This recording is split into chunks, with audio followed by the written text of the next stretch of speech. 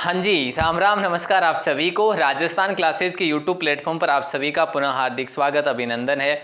दोस्तों, हमारा कल जो टॉपिक था राजस्थान की स्थिति विस्तार भौगोलिक विस्तार बात कर रहे थे हम लोग। तो कल हम लोगों ने 35 सवाल पढ़े थे कंटिन्यू, और आज से हमारा ये जो पहला सवाल रहने वाला है। और दोस्तों, आप सभी से छोटा सा निवेदन रहेगा, क्लास के आखिर तक जुड़े रहिएगा। BSTC और भी आप LDC या CET या राजस्थान पुलिस जिस भी भर्ती परीक्षा की तैयारी कर रहे हैं तो आप हमारे साथ जुड़े रहिएगा। अधिक पढ़ने के लिए हमारे चैनल को सब्सक्राइब जरूर करिएगा। डेली ये रात को 9 बजे क्लास होती है दोस्तों, अब डेली होगी। अब आपका ही है जो सहयोग बाकी है, बाकी तो मेरी तरफ से मैंने ठान लिया है कि आपके लिए अब क्लासेज जो है कंटिन्यू रहेगी। तो प्लीज़ दोस्तों, आप सभी से रिक्वेस्ट है ना, आप लोगों को देखो PDF भी मिलेगी। PDF का लिंक डिस्क्रिप्शन में दे रखा है इसी क्लास का, ठीक है। तो आप PDF भी डाउनलोड कर सकते हैं। ऐप भी है, ऐप का नाम राजस्थान 360 है, तो उसका लिंक भी डिस्क्रिप्शन में है। ग्रुप का लिंक भी डिस्क्रिप्शन में, सब कुछ ज्वाइन कर सकते हैं। ओके, चलिए आज का पहला सवाल, निम्न में से राजस्थान का कौन सा जिला मध्य प्रदेश की सीमा को छूता है?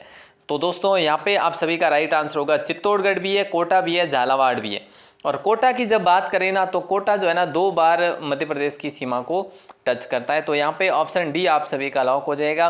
और इसके साथ साथ में हम बात करें ना, तो धौलपुर भी है, करौली भी है, सवाई माधोपुर भी है, बारा भी है, भीलवाड़ा भी है, प्रतापगढ़ भी है, बांसवाड़ा। सर्वाधिक की जब बात आ जाती है ना, तो भीलवाड़ा जो है ना सबसे अधिक सीमा जो है टच करता है दोस्तों, सीमा जो है बनाता है, ठीक है। तो यहाँ पे ऑप्शन डी आपका लॉक हो जाएगा। 10 जिले कुल लगते हैं। राजस्थान का कुल भौगोलिक क्षेत्रफल दोस्तों कितना है?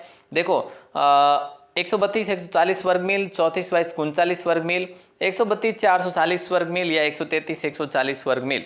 दोस्तों, यहाँ पे एक सवाल बन जाता है कि एक तो आता है वर्ग मील में, और एक क्या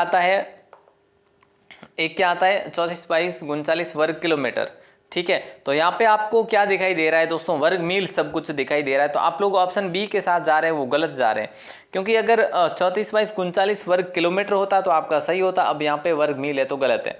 वर्ग मील जब आए ना, तो ये आएगा आपका करेक्ट आंसर। 132 140 वर्ग मील है जो इसका कंप्लीट क्षेत्रफल है। और अगला सवाल आपकी स्क्रीन पर है। 2 जिले जो किसी राज्य से सीमा नहीं बनाते जबकि देश से सीमा बनाते हैं, वो दोस्तों कौन से जिले हैं?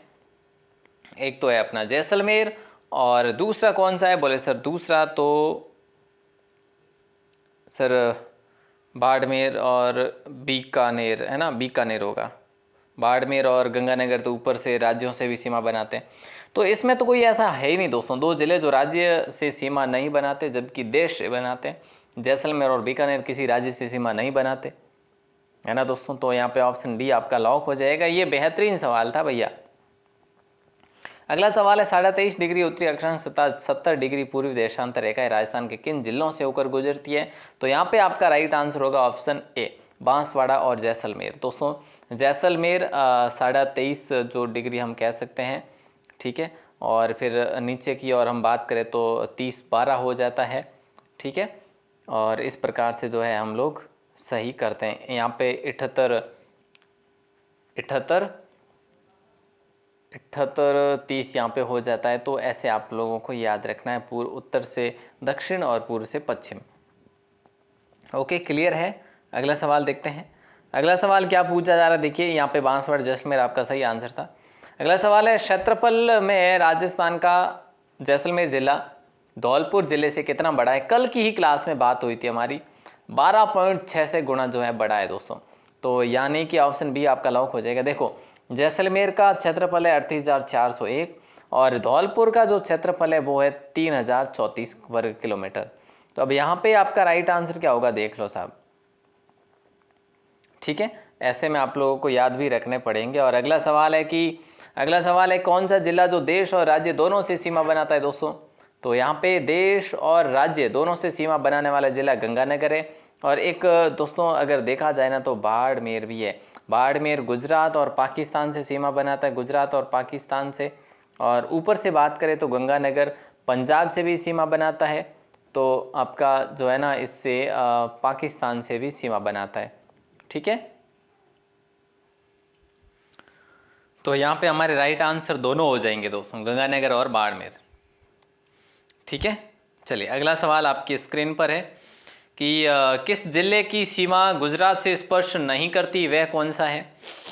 गुजरात से स्पर्श नहीं करती देखो, सिरोही है, ठीक है, और प्रतापगढ़ है, बांसवाड़ा है और डूंगरपुर है। तो प्रतापगढ़ यहाँ से सीमा साझा नहीं करता, बाकी बांसवाड़ा, डूंगरपुर और सिरोही जो है साझा करते हैं। प्रतापगढ़ जो है ना मध्य प्रदेश के साथ सीमा साझा करता है। नेक्स्ट सवाल, निम्न में से कौन सा ग्रेनाइट पर्वत के नाम से विख्यात है दोस्तों? तो ग्रेनाइट पर्वत के नाम से नाकोड़ा पर्वत कह लीजिए आप लोग, है ना। और ये देखो ग्रेनाइट पर्वत जो है ना ये जालोर में मुख्यतः, ये सभी को पता है। मुकुंदरा की बात करें तो कोटा में है, मेरवाड़ा की बात करें तो अजमेर में है, और जरगा की बात करें दोस्तों तो कहाँ पे है, उदयपुर में है या सिरोही में है, ये आप लोगों को बताना है। जल्दी बताओ, देखो कौन कौन बताते हैं यहाँ पे। और अगला सवाल देखिए, अगला सवाल है कि निम्न में से कौन सिंधु बेसिन और गंगा बेसिन के मध्य जल विभाजक का कार्य करते हैं? विंध्यन कगार है, अरावली है, या हाड़ौती का पठार है, या नागौर उच्च भूमि है? देखिए दोस्तों यहाँ पे आपका राइट आंसर होगा अरावली पर्वतमाला, जिसे वलित पर्वतमाला भी कहा जाता है। तो अरावली पर्वतमाला ऑप्शन बी आपका राइट आंसर होगा। और नेक्स्ट सवाल की बात करें तो वर्तमान में अरावली जो है ना कैसा पर्वत है? वर्तमान में अरावली दोस्तों कैसा है? वर्तमान में अवशिष्ट है ना, है ना। वर्तमान में अरावली कैसा पर्वत है? अवशिष्ट पर्वत है दोस्तों, ऑप्शन सी आपका लॉक हो जाएगा। और अगला सवाल देखो, 70 डिग्री पूर्वी देशांतर रेखा निम्न में से किस जिले से होकर गुजरती है? तो 70 डिग्री पूर्वी देशांतर रेखा निम्न में से जैसलमेर जिले से होकर गुजरती है दोस्तों, ऑप्शन सी आप सभी का लॉक हो जाएगा। लास्ट पॉइंट आप सभी को पता है कि कटरा गांव है। और वहीं अगला सवाल है कि 30 डिग्री उत्तरी अक्षांश रेखा किस जिले से गुजरती है? तो दोस्तों 30 डिग्री जब आपसे पूछा जाए ना तो आप क्या कहेंगे? सर ये तो एज राइट आंसर होगा, श्री गंगानगर को लॉक करेंगे, ऑप्शन ए को। ठीक है, अभी मैंने आपको उल्टा बता दिया था दोस्तों। तो 30 डिग्री जो है ना वो गंगानगर है। ठीक है, तो गंगानगर का लास्ट पॉइंट कौन सा है? कोणा गांव है। मैंने शायद आपको उल्टा बता दिया होगा। अगला सवाल देखिए क्या पूछा जा रहा है आपसे। अगला सवाल पूछा जा रहा है कि राजस्थान के उत्तर से दक्षिण की लंबाई, बहुत आसान सा सवाल है, और पूर्व से पश्चिम की लंबाई, ये पूर्व हो जाएगा आपका, ये पश्चिम होगा, ये उत्तर होगा, और ये है जो दक्षिण हो जाएगा। ठीक है, तो यहाँ पे हम लोग बात करें तो दोस्तों राइट आंसर जो है ये जो है ना, ये दूरी ये 869 के है, और ये वाली जो दूरी ये 826 किलोमीटर है। और दोनों में अंतर भी आप सभी निकाल सकते हैं कि कितना है, तो 43 का अंतर है। तो यहाँ पे आपका राइट आंसर क्या होगा? उत्तर से दक्षिण पहले देखना है तो 826 है, और पूर्व से पश्चिम देखना है तो 826 इसमें है, और इसमें 869, ये आपका राइट आंसर होगा। ऑप्शन सी को लॉक किया जाएगा। अगला सवाल देखिएगा कि क्षेत्रफल की दृष्टि से राजस्थान का दूसरा बड़ा जिला कौन सा है दोस्तों? तो क्षेत्रफल की दृष्टि से राजस्थान का दूसरा बड़ा जिला जो है आप लोग देख पा रहे हैं, बाड़मेर है दोस्तों। और अगला सवाल देखिएगा पूछा क्या जा रहा है, निम्नलिखित में से कौन सा संभाग मरुधर के नाम से भी जाना जाता है? इनमें से कौन सा जो संभाग है वो मरुधर के नाम से या मारवाड़ के नाम से भी जाना जाता है? तो प्यारे दोस्तों आप सभी को पता है, ऑप्शन बी आपका लॉक हो जाएगा। बेहतरीन सवाल है ये आपका। और अगला सवाल देखें, अगला सवाल आए, लेकिन उससे पहले दोस्तों बीच में मैं आपको बता दूं, टेलीग्राम का लिंक, गूगल वेबसाइट का लिंक, प्ले स्टोर ऐप का लिंक, व्हाट्सएप ग्रुप का लिंक, सभी के लिंक जो है ना डिस्क्रिप्शन में दे रखे हैं।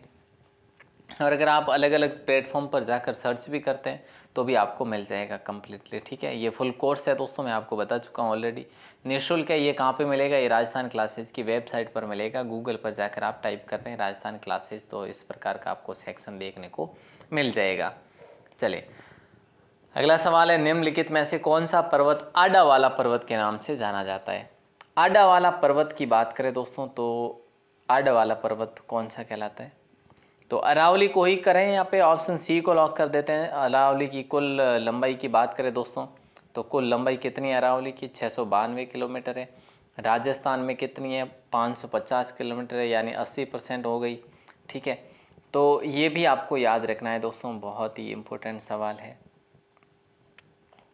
चलिए नेक्स्ट सवाल देखते हैं। नेक्स्ट सवाल है कि राज्य का कौन सा क्षेत्र या भू आकृति प्रदेश अस्पष्ट अधर प्रवाह का क्षेत्र कहलाता है?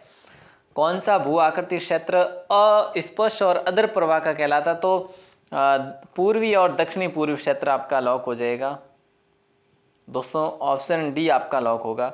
ठीक है, और ऑप्शन डी को लॉक भी कर लिया है आपने, तो पश्चिमी क्षेत्र नहीं होगा। पूर्वी और दक्षिणी पूर्वी क्षेत्र होगा दोस्तों, ऑप्शन डी को लॉक करेंगे। ठीक है, अगला सवाल है मेरवाड़ा पहाड़ियाँ कहाँ पर अवस्थित है। तो मेरवाड़ा पहाड़ियों के बारे में ऑलरेडी हम लोग बात कर चुके हैं दोस्तों, कहाँ पर है, अजमेर में है। ठीक है, और सिरोही में कैसी पहाड़ियाँ हैं दोस्तों, आप सभी को पता है भाकर नामक पहाड़ है सिरोही में, है ना। और उदयपुर की बात करें तो जैसे गिरवा पहाड़ियाँ हैं उदयपुर में। ठीक है, लसाड़िया का पठार भी है वैसे उदयपुर में, तो ये चीज़ें भी आपको पता होनी चाहिए। अगला सवाल देखिएगा कि पीठमांड गिरिपदीय मैदान कहाँ पर देखने को मिल जाता है दोस्तों। तो ये आपको देवगढ़ में देखने को मिलता है, यानी हम कह सकते हैं कि दक्षिणी राजस्थान में देखने को मिलते हैं। अगला सवाल है लूणी बेसिन का प्रदेश क्या कहलाता है। लूणी बेसिन यानी कि लूणी नदी का अपवाह तंत्र जो है ना वो लूणी बेसिन कहलाता है, या फिर यूँ कह सकते हैं उसकी सहायक नदियों का जो क्षेत्र है वो कंप्लीट मिलाकर जो है ओवरऑल बेसिन कहलाता है। तो दोस्तों ये लूणी बेसिन का प्रदेश क्या कहलाता है, तो गोडवाड़ है ना, गोडवाड़ प्रदेश कहलाता है, यानी ऑप्शन ए को आप लोग लॉक करेंगे दोस्तों। ये बेहतरीन सवाल है, और गोडवाड़ी एक बोली भी है, पाली और जालोर क्षेत्र में बोली जाने वाली। ठीक है, अगला सवाल है जरगा और हर्ष की पहाड़ियाँ क्रमशः कहाँ पर है। देखो जरगा अभी अभी आपसे सवाल किया था, बोले सर कहाँ पे है, तो ये उदयपुर में है। और हर्ष की पहाड़ियों की जब बात करी जाती है तो सीकर में दोस्तों। और हर्ष माता का मंदिर की बात करें तो कहाँ पर है, वो आबानेरी में है।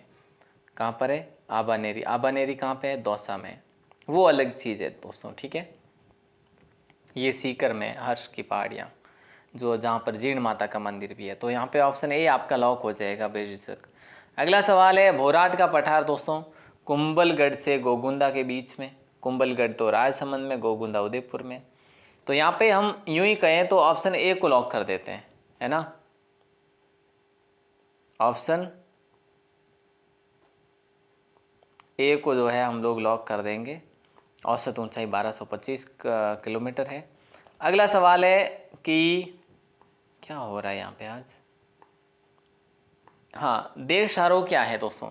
देशहरो या देशाहरो क्या है, तो देशाहरो दोस्तों मैदान है। ठीक है, ऑप्शन सी आप सभी का लॉक हो जाएगा। ये पठार है, दक्षिण में ये पठार है दोस्तों। ठीक है, तो ऑप्शन बी आप सभी का लॉक हो जाएगा। ये अच्छा सवाल था। अगला सवाल है माई नदी के किनारे स्थित प्रतापगढ़ का भूभाग क्या कहलाता है। तो माई नदी के किनारे प्रतापगढ़ का भूभाग कांठल कहलाता है दोस्तों। और प्रतापगढ़ बांसवाड़ा जैसे डूंगरपुर वहाँ पे ये कांठल, और हम बात करें तो मेवल भी वहाँ पे कहलाता है ये वाला प्रदेश। ठीक है, बाकी भाकर हम लोग पढ़ चुके हैं, ये ऊपरमाल भीलवाड़ा है, भाकर सिरोही है, नाली क्षेत्र हनुमानगढ़ क्षेत्र में है। ठीक है, अगला सवाल है नाली क्या है। ये लो सवाल भी आ गया आपका, नाली क्या है। तो दोस्तों गग्गर नदी का तल जो है ना वो नाली कहलाता है। हालांकि ये सर्वाधिक जो है हमें कहाँ पर, वैसे दोस्तों राजस्थान के 2 जिलों में ही है जो ये गग्गर नदी जो है, गग्गर नदी का अपवाह तंत्र है। तो 2 जिलों में ही नाली का जो है बाहुल्य कह सकते हैं, नाली वहाँ पर देखने को मिलती है। भाकर कहाँ स्थित है, तो दोस्तों भाकर सिरोही में स्थित है, उबड़ खाबड़ जो पहाड़ियाँ हैं। हम्मादा क्या होता है दोस्तों, तो हम्मादा पथरीला मरुस्थल होता है या चट्टानी मरुस्थल या रेतीला। तो आप लोगों को ये बताना है कि ये चट्टानी जो है मरुस्थल होता है दोस्तों हम्मादा। ऑप्शन सी आपका लॉक हो जाएगा। ठीक है, और इर्ग जो है वो कैसा मरुस्थल होता है वो आपको आगे बताएंगे दोस्तों। अगला सवाल आ जाएगा उदयपुर में तस्तरीनुमा आकार में फैली पहाड़ियाँ क्या कहलाती है। उदयपुर में तस्तरीनुमा आकृतियाँ जो है ना वो गिरवा पहाड़ियाँ कहलाती है दोस्तों। ठीक है, तोरावाटी की पहाड़ियाँ ये शेखावाटी में है, और चप्पन की पहाड़ियाँ बाड़मेर जालोर में है दोस्तों, आप सबको पता होना चाहिए। अगला सवाल देखो, अगला सवाल है कि राजस्थान के किस क्षेत्र में सर्वाधिक जैव विविधता पाई जाती है। जैव विविधता जब बात करें ना तो मरुस्थल का नाम सबसे पहले आता है, सर्वप्रथम आता है। तो उत्तर पश्चिम मरुस्थल क्षेत्र में जैव विविधता पाई जाती है। और अगला सवाल देखो दोस्तों, अगला सवाल है मुकुंदरा की पहाड़ियाँ कहाँ पर अवस्थित है। तो मुकुंदरा की पहाड़ियाँ जो है ये आपके कोटा के दक्षिण पश्चिम में स्थित है। ठीक है, मुकुंदरा की पहाड़ियाँ कोटा में है। और अगला सवाल आपके स्क्रीन पर है और पूछा जा रहा है किस भौगोलिक काल में मरुस्थल के नाम पर समुद्र का विस्तार था। तो कार्बोनिफेरस होगा या फिर इयोसिन होगा या टर्शियरी होगा, बताओ। यहाँ पे आपका राइट आंसर जो है वो होगा ऑप्शन बी, फर्मो कार्बोनिफेरस को लॉक करेंगे। और अगला है 67, पूछा क्या जा रहा है कि राजस्थान का पूर्णतया वनस्पति रहित क्षेत्र कौन सा है। राजस्थान का पूर्णतया वनस्पति रहित क्षेत्र कौन सा है, तो यहाँ पे वनस्पति रहित पूछा है ना, तो सम जैसलमेर हो जाएगा दोस्तों, ऑप्शन बी आपका लॉक होगा।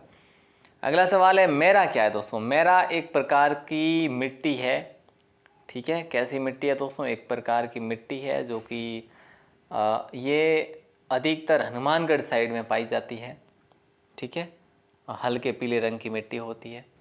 अगला सवाल देखो, अगला सवाल है कि पलाया झीलें कहाँ पाई जाती है। पलाया झीलें कहाँ पाई जाती है या फिर कहा जाता है, तो पलाया झीलें खड़ीन को ही कहा जाता है, यानी ऑप्शन सी को लॉक करेंगे। और ये सर्वाधिक जैसलमेर साइड में पाई जाती है दोस्तों। ये आपका आखिरी सवाल है आज का दोस्तों, जल्दी से आंसर बताइए कि कुंभलगढ़ का किला किस नाल के निकट है, बताइए। कुंभलगढ़ का किला किस नाल के निकट है, तो कुंभलगढ़ किला दोस्तों ये आपके घातीगुड़ा किनाल के पास में।